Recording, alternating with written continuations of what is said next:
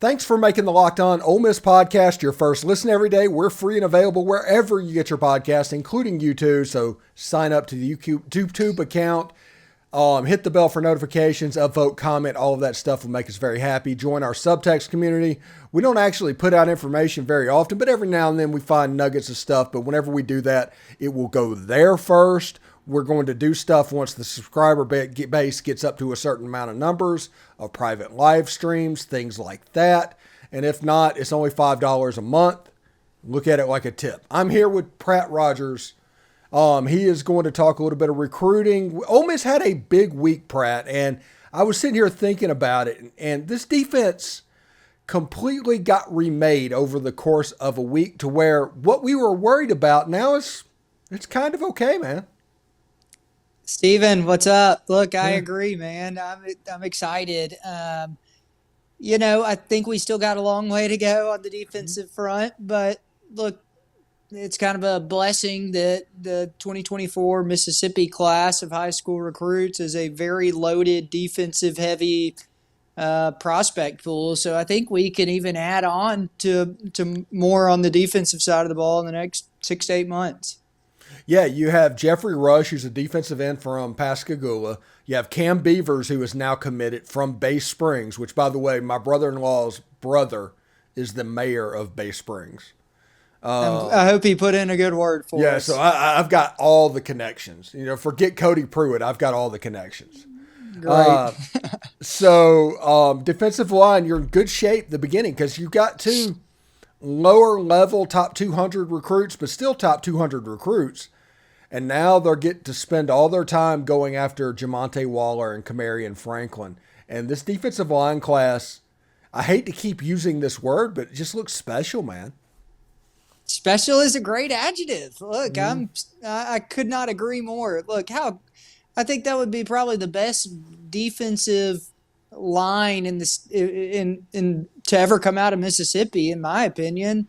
If we landed on the defensive side of the ball, if we landed all four of those guys, I mean that's 1 in 100, of something like that hitting between, Franklin, Rush, Beavers, and who am I missing is my fourth guy there, Steven? Waller, thank you. So, yeah, all those guys, I mean, that would just be beyond special. And like you said, all those are top 250 guys, 200 guys that are true blue-chip 4-star guys that can go in and hopefully make an impact day one. Yeah, and the last time Mississippi had a class like this was 2019. And if everybody remembers, you didn't get Nakobe Dean. You didn't get Brian Young or Byron Young. You didn't get Derek Hall. It's like one defensive lineman after another, or a defender if you count Nakobe Dean, just did not fall for you. That's the reason the fan base makes fun of the Mississippi-made class, even though I will defend that class. I will die on that hill because those are a group of players that got us to a Sugar Bowl. And now you have 2 commitments early. Now you have to keep them, and December is still 6 months away. But you would rather have those commitments than not have those commitments. Absolutely. And I think Ole Miss is in a better shape for Franklin, for Waller, honestly, for Nareel White, for those guys having that commitment. You've got somebody that is the coast, and Bay Springs is not the coast, but like Jeffrey Rush would be a coast player. We've talked about those 4 coast players being a really tight group of players. Yep. Bay Springs is in South Mississippi, but it's not really, so it's not really in North Mississippi, but it's not really the coast. But there's a good chance that over the course of these recruiting visits, Cam Beavers gets to know Jeffrey Rush, gets to know Chris Davis, gets to know Jamonte Waller. So I think this is all win, all good news, and nobody can really say anything bad about it. No doubt. And look, Cameron Beavers, I read a report on one of the boards recently, 2 things. That one, he seemingly has dropped like 35 or 40 pounds, and now he was weighing in at like 220, and now he's slimmed down and added some good muscle, which I was unaware of. And that was great. And furthermore, it kind of made it sound like the coaching staff was a little surprised to get his commitment. I mean, this early on, I think they'd been feeling good about it, but maybe came as a shock on, Sunday night that this kind of popped. This isn't in our bullet points with everybody that's watching this, but the combination of Pete Golding and Randall Joyner, that's just turning out to be a recruiting weapon set up. Randall Joyner may go down as one of the most underrated recruiters in Ole Miss football. I mean, he is exceptional, and people love him. He is a player's coach. Everybody loves Randall Joyner. Yeah, and you have Pete Golding, who's just everywhere. Every time you open up your eyes, there's Pete Golding at a spring game or at a practice and sitting there looking like, Johnny football coach. But it's an effort thing. You want to be visible on the road. You want those high school kids to look over there and say, hey, that's Pete Golding. Who's he here to see? And then, and that builds up and that helps you in state. So this is a good situation for Ole Miss overall, in my opinion. Yep, no, I completely agree. I think going back to the surprise factor, I think even the Rivals guys said, Cameron Beavers liked Pete Golding's shark emoji tweet. So I think we feel good that it's Cameron Beavers, up until 5 minutes, nobody could really figure out who it was or what was going on. So, yeah, pleasant surprise over the weekend for sure. This morning's show that is airing on Tuesday morning, I have highlights of Cam Beavers, of his mid-year highlights from Huddle. And this is a guy that he might be 300 pounds. He carries that weight. He looks like he's 260 pounds out there. Well, yeah. Go ahead. Yeah, but everywhere you look puts him over 300. I 100% agree with you. I 100% agree, Stephen. He doesn't look like I was shocked to read that because he doesn't look like a prototypical high school athlete that weighs 300 pounds. Look, typically a 300-pounder that's senior, junior year of high school, those guys, a lot of that is just being big. I mean, there's not always a ton of muscle there. Sometimes you're just bigger than everybody else. You're able to run over everybody else sheerly based off your size, and that's not what I saw on film. And I'm sure I saw the same Huddle highlight that you saw that he puts out. But he was able to bull rush over everybody pretty quickly. I didn't see a lot of technique. He probably doesn't need it immediately, but he's a lot bigger and stronger than everybody anticipates, I think. Yeah. If you watch those videos, especially the midseason highlights, you look at it, you find out real quick that Bay Springs just realized if you slant him, the offensive line can't block him. And he was just living in the backfield all day, just slant. And he would just blow up plays before it happened, and you can see exactly why. Now, he is a more typical Ole Miss type Mississippi defensive lineman, which means he is not a polished diamond coming to Oxford. He has got a lot of upside and a long way to go that Randall Joyner and Pete Golding can mold him into, honestly, what Jaheim Otis is at Alabama. I think he's a similar type player than that. He's just a freak athlete. He is solid. He is everything that you could want, and you're going to be able to set him down and just like, hey, we need to take care of this. And I can see where him and Xavier Harris, they're patrolling the middle of the defense all next year. That's my opinion. Those are two big dudes. And anybody that you're comparing to Jaheim Otis is a tall comparison. I saw Jaheim tweet out, speaking of losing weight, that he dropped like 100 pounds or something like that and put a before and after picture. So, look, I think there's more to it than being 300 plus. You gotta be in shape, gotta be able to run, gotta be strong, and that's I was pleasantly surprised to read that Beavers has seemingly really gotten in shape, and it was really, really great weekend. Yeah, let's change the subject real quick and let's talk about NIL packages and recruiting. And I think it was on Talk of Champions and Ben Garrett's podcast. He interviewed Walker Jones and he talked about the Chris Marshall situation specifically and how Walker Jones and the Grove Collective protects themselves in a situation like what went down with Chris Marshall. Everybody was worried that oh my gosh, he's going to take everything, but he did not get all that money up front. I guarantee you that. But you have that we just learned about of the Grove Collective taking care of themselves. But you have a situation where there's 3 quarterbacks making money. And now I've heard that Walker Howard makes a little bit less than the other 2 because it's backloaded. Sure. But that's the case. And you have 2 quarterbacks at least on campus right now. And if you look at Keon Coleman, I've heard rumors that he asked for like $600,000. Now, this is probably all false, but it probably gets us in the ballpark. It's kind of like a game of telephone. But that's probably a little bit too rich for Ole Miss's blood. But you have these quarterbacks, on the other hand, that Ole Miss has signed, and you have them on roster that is probably too rich for their blood to have both of them. What do you think about that, man?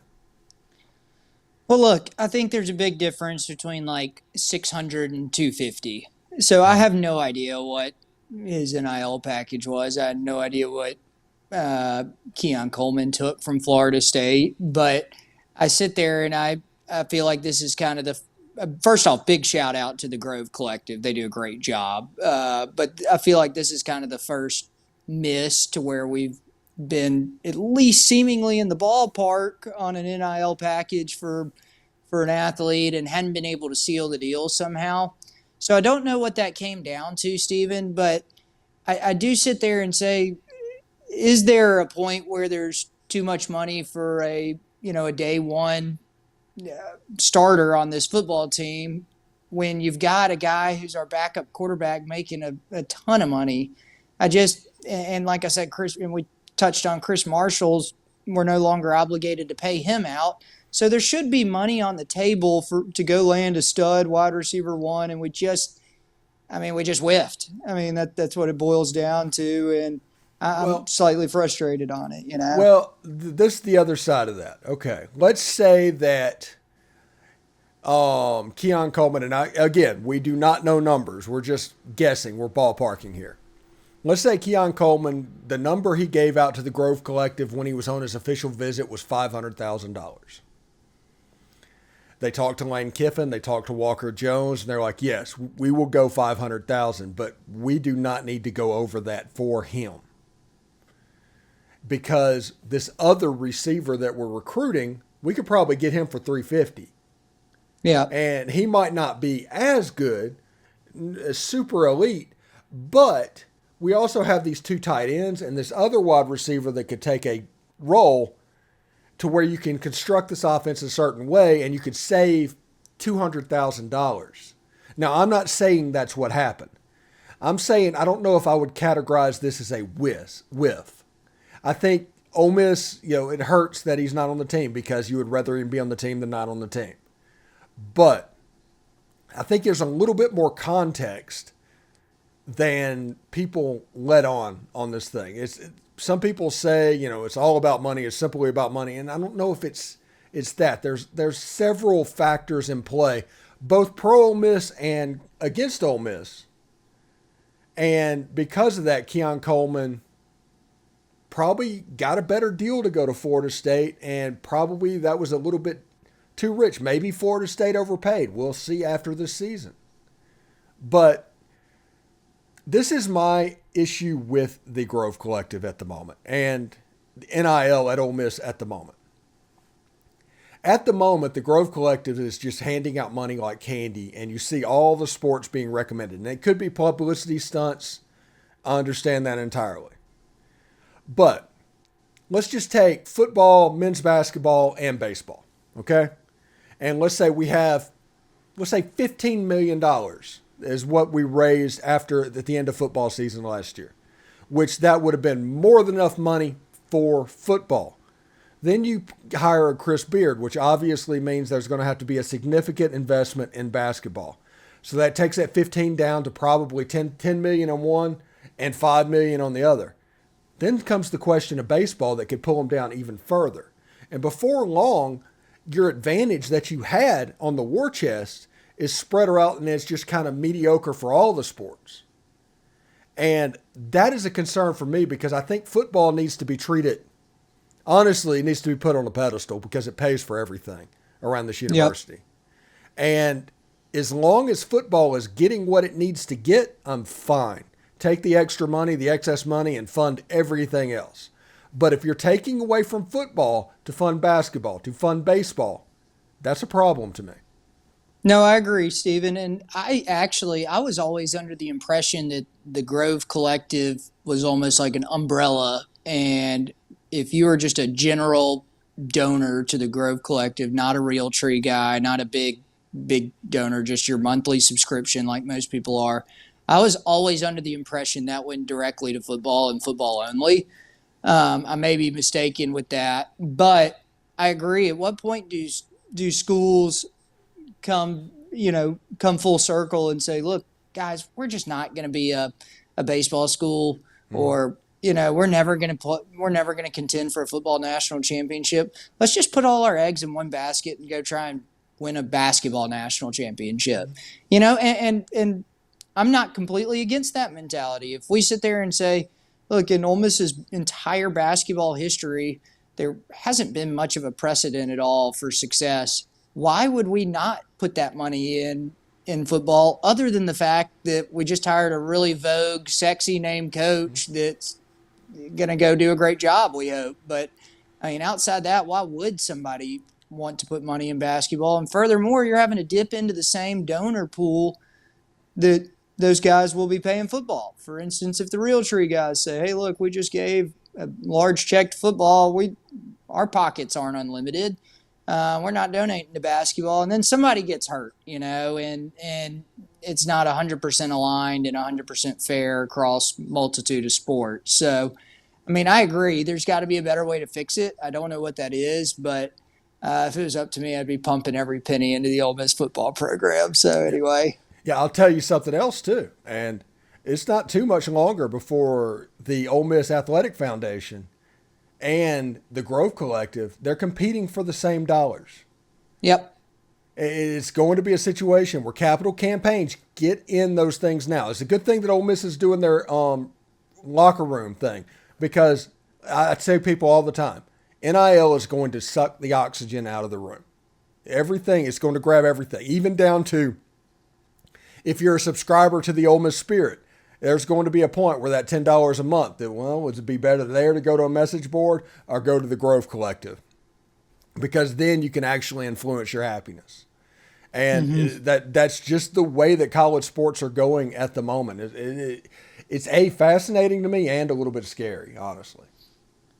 Well, I agree with that, and I think the fan experience will suffer too if people say, especially in Mississippi being like the poorest state in the United States, people are going to say, look, I can't afford to go pay money to actually physically be at the game. I'll donate my $20 a month to the Grove Collective and watch it from TV. And that's what's going to end up happening. People are going to quit building 100,000 person stadiums because everybody says, look, I would rather feel like a part of the team contributing from the couch. I think, Stephen, you may feel differently than that, but that's probably how I would feel about it. If you told me in 2050, that quick, that's 25 years basically. In 2050, Ole Miss has a 25,000-seater stadium, I believe you. That would be shocking. That would be shocking. And terrible for the sport too, but I mean, I get it. It's all TV. They've completely sold their soul for TV.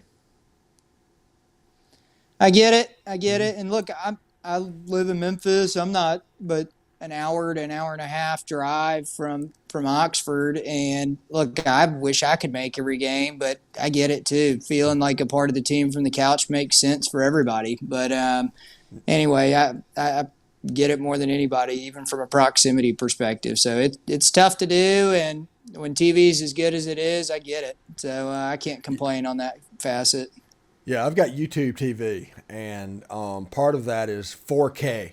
Some channels broadcast sports in 4K, and if nobody's seen a sport broadcasted in 4K, that's just phenomenal. You can see why the experience is losing in the stadium. Why fight the traffic, the bathrooms, the concessions, the heat when you can sit on the couch? Travel distance. Your travel distance. Why do all that when you can go to your couch? Every game's on television and you can watch it. the Grove I get it. isn't that good. I get it. You're preaching to the choir on that one, Steven. I get it. Well, anyway, before we get out of here, who do you think the wide receiver one of this Ole Miss football team is right now?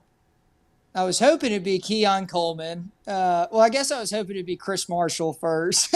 And then I guess I was hoping it'd be Keon Coleman. I guess it's got to be Jordan Watkins. I have no idea, Steven. That's where I go back, circle all the way back to the NIL discussion. We needed Keon Coleman. We needed him to step up and be a primary target. And, I guess it's got to be Jordan Watkins. I can't think of anybody else. What about you? Do you feel differently? I think ideally the wide receiver one is actually a tight end one, and I know that's a cop-out. It's Michael Trigg. He's the weapon. That is a cop-out. Yeah, that is a cop-out. But if you're looking at wide receivers, I think Trey Harris is that guy right now. Okay. Actually, his father, like me and him have been DMing back and forth, and he's kind of explaining what's going on this spring. So I'm excited to see and lay eyes on exactly what Trey Harris can do. I also want to see if Ole Miss gets in the game for Zachary Franklin. I really like him. He could be an Elijah Moore type slot player. And you put him and Michael Trigg on the field at the same time, that's hell on the defense. No, that's exciting. And look, you mentioned Franklin. I think he's kind of, I hate to use the term, a backup prospect to Keon Coleman. Have we landed Coleman? Maybe Franklin doesn't get the attention that he's getting now. I have no idea. But I think he would be a great asset to the team at a position we need him on. So, look, I'm for Franklin stepping up, and we need to get him in the boat big time. Yeah, Tom Brady was a backup prospect too. So hey, no doubt. Happens no from doubt. Time to time. Yeah, I get it. Yeah. Everybody's all like trying to drop takes on that. I don't know that Ole Miss won't be better off with Franklin than they were with Coleman, but Coleman's the better player than Franklin, if that makes sense. It's all about fit. Yep, it's all about fit. Anyway, thanks for making the Locked On Ole Miss podcast your first and listen every day. Every day or tomorrow on the show, we got some exciting interview stuff that you might catch as well. So we'll see if that actually goes through. I don't want to name the names. I don't want to jinx it because technology has been known to get us. We hope it comes through tomorrow as well. Anyway, Pratt, great to have you as always. I hope you have a good day, man. Thanks, buddy. See ya. Hotty toddy.